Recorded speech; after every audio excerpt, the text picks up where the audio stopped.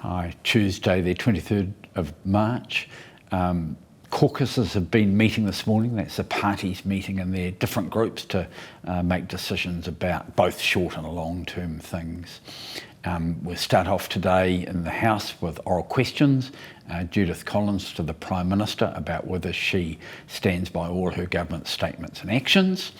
Julianne Genter to the Minister of Finance about housing.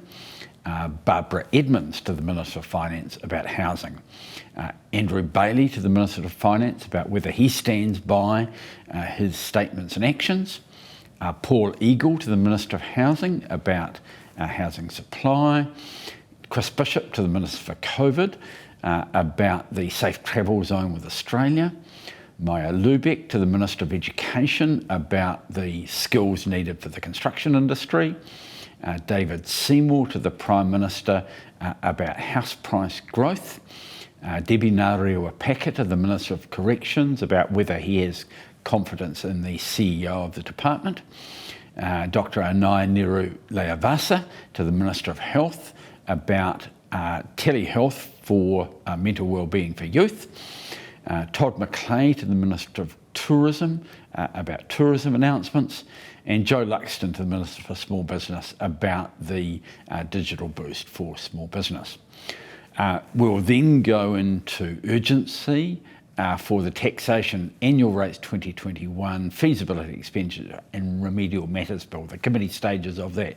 Now, this is likely to be extended because there will be debate on an SOP from the government which will implement one of the announcements that was made this morning.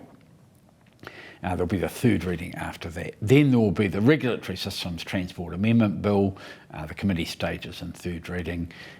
After that, we'll go to government orders of the day, the rating of whenua Māori, third reading, and possibly the mental health compulsory assessment and treatment amendment bill in the name of Andrew Little.